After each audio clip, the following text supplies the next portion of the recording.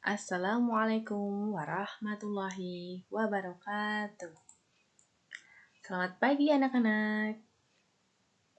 Sudah siap belajar ya hari ini? Oke, hari ini Ibu akan memandu kalian untuk belajar bilangan. Materi bilangan disajikan pada mata pelajaran matematika kelas 7 semester 1. Meskipun dulu waktu SD anak-anak sudah belajar bilangan, tapi di SMP kita mengulang lagi dan lebih dalam lagi mempelajari tentang bilangan, terutama bilangan bulat.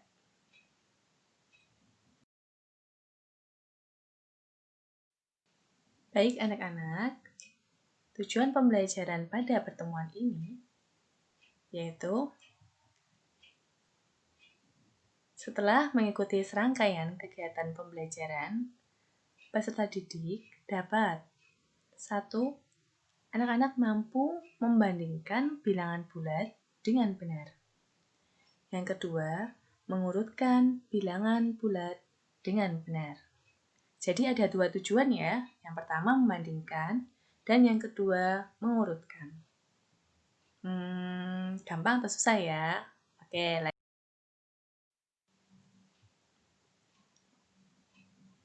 coba kita jawab ini. Sudahkah kalian mendengar tentang bilangan bulat?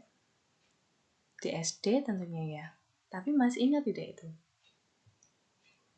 Oke, apakah bilangan bulat itu?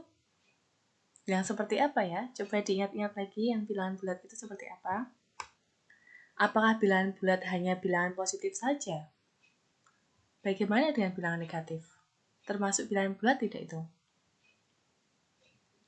Sekarang, apakah perbedaan bilangan asli, bilangan cacah, dan bilangan bulat? Kira-kira 3 bilangan ini perbedaannya apa ya?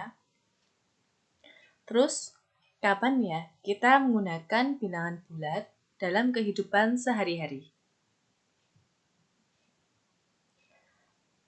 Apakah bilangan pecahan termasuk bilangan bulat, anak-anak? Dan apakah bilangan desimal juga termasuk bilangan bulat? Semua pertanyaan itu di pembelajaran hari ini. Tapi sebelumnya, Ibu jelaskan apa kegunaan bilangan bulat dalam kehidupan sehari-hari. Yang pertama nih, untuk menghitung makhluk hidup dan benda. Contohnya ini, ada gambar bapak peternak yang sedang menggembala itik-itiknya. Nah, dengan bilangan bulat kita bisa menghitung berapa banyaknya itik-itik yang sedang digembalakan ini.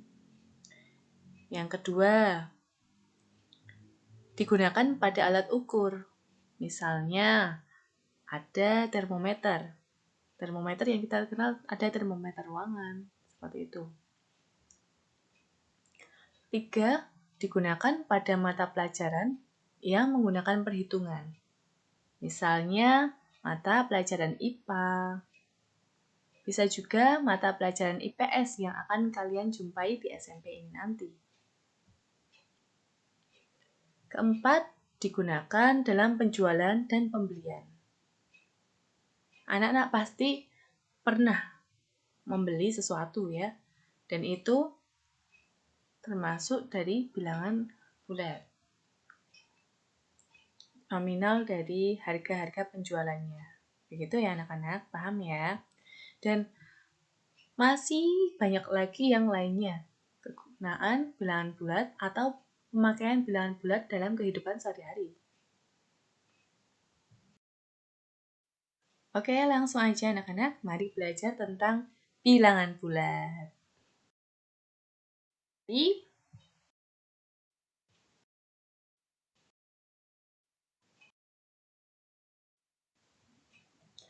Oke, yang pertama tentang membandingkan bilangan bulat.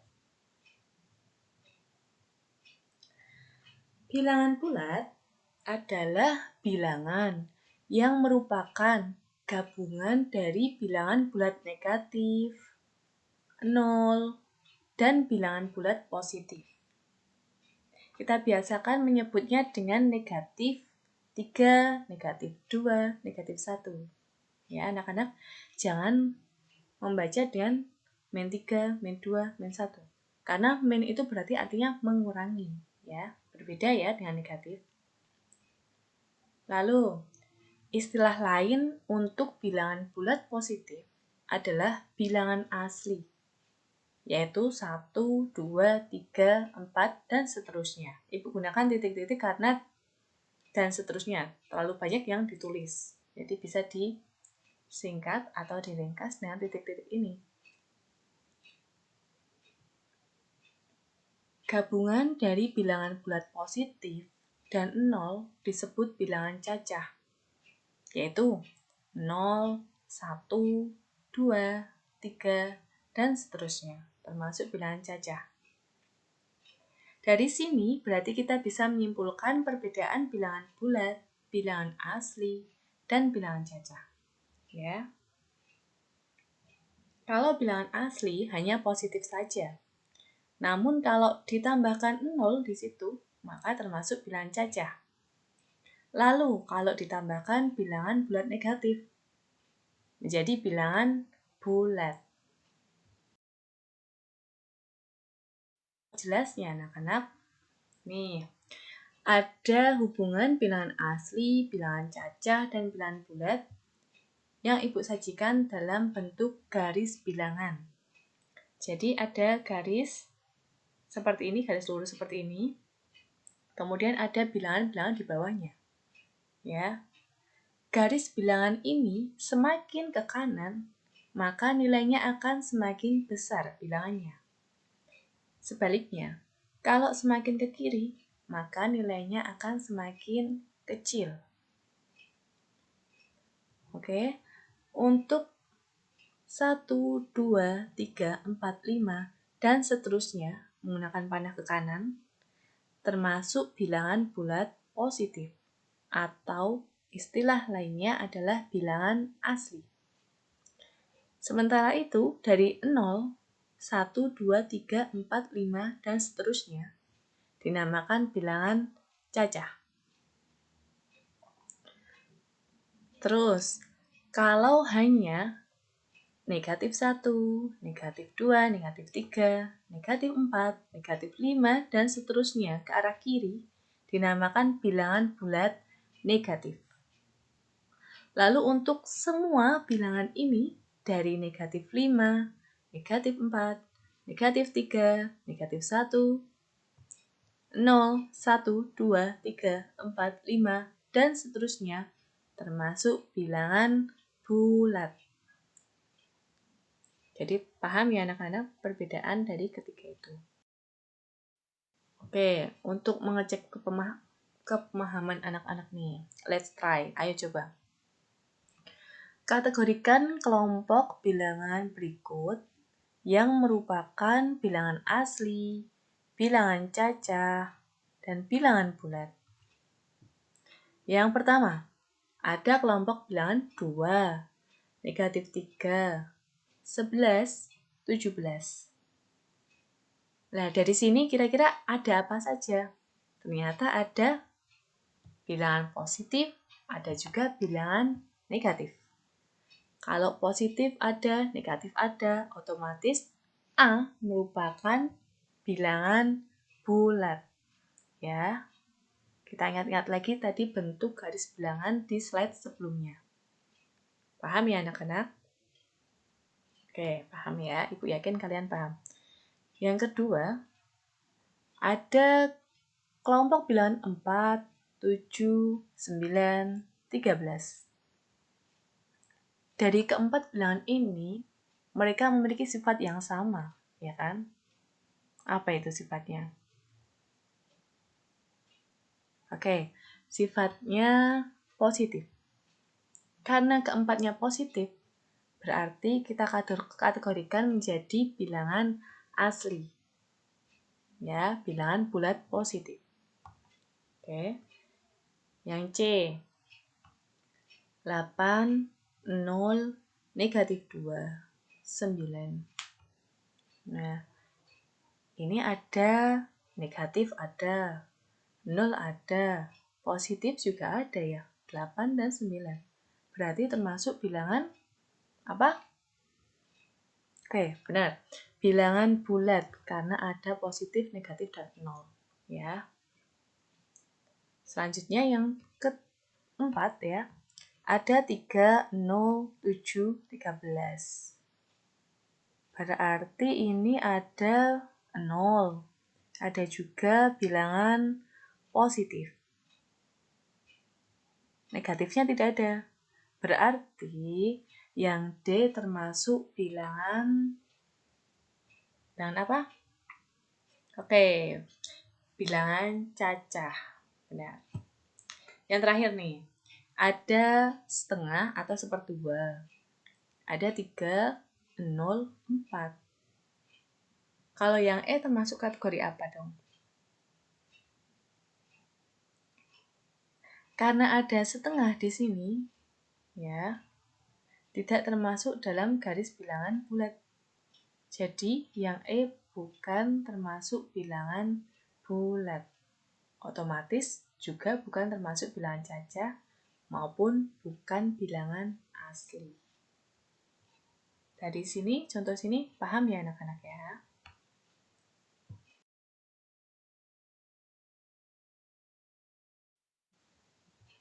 Oke, contoh besaran yang menggunakan bilangan bulat dalam kehidupan sehari-hari ya, Nak. Yang pertama, ada suhu atau temperatur. Contohnya di gambar sebelah kanan ini ada termometer untuk mengukur suhu atau temperatur. Ya, ini adalah contoh temperatur ruangan. Jadi ditempelkan pada dinding. Ya, mungkin anak-anak sudah pernah melihatnya atau baru pertama ini ya. Yang kedua, lantai gedung bertingkat. Ada basement, lantai dasar, lantai 1, lantai 2, dan seterusnya. Gambarnya seperti ini. Nah, kita sering sekali melihat gambar ini ya, karena tempat kita di Solo ya. Jadi ini hotel di daerah Solo. Ya, kalian tahu sendiri ya. Jadi di sini di hotel ada basement, ada lantai dasar, ada lantai 1, lantai 2, dan seterusnya sampai lantai paling tinggi ya. Lantai-lantai tersebut bisa dimisalkan dengan bentuk bilangan bulat. Ya, karena basement di bawah tanah ya, berarti bisa negatif 1 atau mungkin bisa negatif 2. Seperti itu. Sekarang ada kedalaman kolam renang. Ya, tentu kalau kolam renang pasti dalam ya, nggak naik ya di atas tanah, tapi di bawah. Kedalaman kolam renang ini bisa diibaratkan dengan bilangan negatif. Ya, misalkan negatif 1 meter, seperti itu. Berarti artinya kedalaman kolam renang itu adalah 1 meter di bawah tanah. Dan sebagainya. Pasti anak-anak bisa mencari contoh yang lainnya. Oke, selanjutnya. Nih, kita ulas kembali tentang garis bilangan. Garis bilangan adalah sebuah garis yang ada bilangan-bilangan di bawahnya, penulisannya. Namun setiap jarak antara garis yang satu dan yang lainnya itu sama, konsisten. Jadi antara negatif 2, negatif 1, negatif 1 dengan 0, 0 dengan 1 adalah jaraknya sama, karena masing-masing satu satuan. Diberi tanda panah karena aslinya mereka ke kiri panjang dan ke kanan panjang. Jadi bisa sampai negatif 100.000, negatif 1 juta, seperti itu. Yang di sini pun juga sama, yang ruas kanan, yang sebelah kanan. Sampai 1 juta, mungkin sampai 1 miliar. Tapi karena terlalu panjang dan terlalu sempit kalau ditulis semuanya, jadi bisa diwakilkan dengan tanda panah di kiri maupun di kanan ya nak ya. Ini untuk garis bilangan. Keterangannya, dari garis bilangan diperoleh makin ke kanan, bilangannya makin besar. Jadi semakin ke kanan, bisa kita perhatikan, ternyata bilangannya semakin besar. Dan sebaliknya, berarti sebaliknya apa? Makin ke kiri, bilangannya semakin kecil. Begitu ya. Lalu, bilangan yang berada di sebelah kiri atau bawah, jadi untuk garis bilangan bisa ditulis secara vertikal ya. Tegak maksudnya. Di sebelah kiri kurang dari bilangan yang berada di sebelah kanan. Bisa kita cek 0 ini kirinya dari 1. Otomatis 0 kurang dari 1. Lalu negatif 1 adalah kirinya dari 2. Berarti negatif 1 kurang dari 2. Seperti itu ya anak-anak. Lalu bilangan yang berada di sebelah kanan atau atas lebih dari bilangan yang berada di kiri atau bawah. Sebelah kanan ya itu lebih dari sebelah kiri. Jadi 4 ini sebelah kanannya dari 1. Otomatis 4 lebih dari 1. Begitu juga dengan 2. 2 sebelah kanan dari 1. Otomatis 2 lebih dari 1. Begitu ya nak. Nih untuk contoh soal. Negatif 2 terletak di sebelah kiri bilangan 5. Maka ditulis negatif 2 kurang dari 5. Kalau di garis bilangan seperti ini. Di sini ada negatif 2 dan di sini 5. Ya. Negatif 2 ini di sebelah kirinya 5. Otomatis kita tuliskan negatif 2 kurang dari 5. Atau karena 5 sebelah kanannya negatif 2, bisa kita tulis 5 lebih dari negatif 2. Seperti itu. Contoh yang kedua, negatif 2 terletak di sebelah kanan negatif 4. Maka ditulis negatif 2 lebih dari negatif 4. Atau bisa kita tulis negatif 4 di sebelah kirinya negatif 2. Berarti bisa kita tuliskan negatif 4 kurang dari negatif 2. Pemakaian tanda kurang dari. Ya.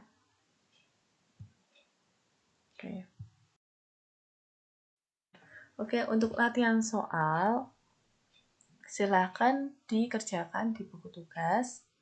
Di sini sudah Ibu siapkan beberapa latihan soal yang berkaitan dengan materi sebelumnya.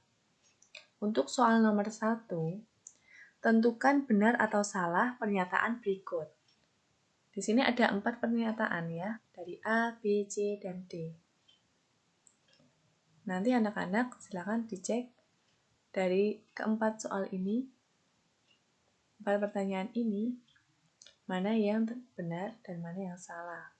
Ya, bisa dituliskan misalkan yang A benar berarti dituliskan benar atau bisa disingkat B. Misalkan kalau A salah berarti bisa dituliskan salah atau bisa disingkat S. Begitu sampai yang D. Jelas ya nak? Salin dan berikan tanda lebih dari atau kurang dari di antara setiap pasangan bilangan berikut agar menjadi pernyataan yang benar. Jadi anak-anak, silakan isi titik-titik di bawah ini dari A sampai D dengan tanda lebih dari atau kurang dari. Ya, tentunya kita berdasarkan garis bilangan yang sudah kita pelajari sebelumnya di slide sebelumnya tadi. Ya. Oke, paham ya? Nomor 3, nyatakan kalimat berikut dalam kalimat matematika dengan menggunakan tanda ketidaksamaan kurang dari atau lebih dari jika situasinya pada garis bilangan A. P berada di kanan Q. Jadi anak-anak bisa mencoba membuat garis bilangan dan meletakkan P berada di kanan Q. Otomatis tandanya kita menggunakan tanda kurang dari atau lebih dari. Seperti itu. Pilih salah satu saja, kurang dari atau lebih dari. Yang B, Q berada di kiri negatif 3. otomatis kita menggunakan tanda apa? Ya, sudah kita pelajari di awal tadi ya. Oke, sampai D, Ibu yakin kalian bisa. Soal keempat, urutkanlah bilangan-bilangan bulat berikut dengan menggunakan tanda lebih dari. Ya, jadi ini ada bilangan yang penulisannya acak, yang mungkin ada yang sudah urut, kemudian ditulis dengan tanda lebih dari. Otomatis yang sebelah kiri harus paling besar atau yang paling kecil. Ya, harus dipikirkan terlebih dahulu. Ya, kalau tandanya lebih dari berarti yang paling kiri itu harus lebih besar atau lebih kecil. Nanti diurutkan sampai bilangan terakhir. Sesuai dengan soal A, B, C, dan D. Dan anak-anak, ini sumber referensi yang bisa untuk kalian belajar di rumah, ya. Sekiannya, apabila ada yang kurang jelas, silahkan ditanyakan. Ibu akhiri penyampaian materi, kita lanjutkan untuk mengerjakan latihan soal. Terima kasih sekali atas perhatiannya. Sampai jumpa. Assalamualaikum warahmatullahi wabarakatuh. Selamat pagi semuanya.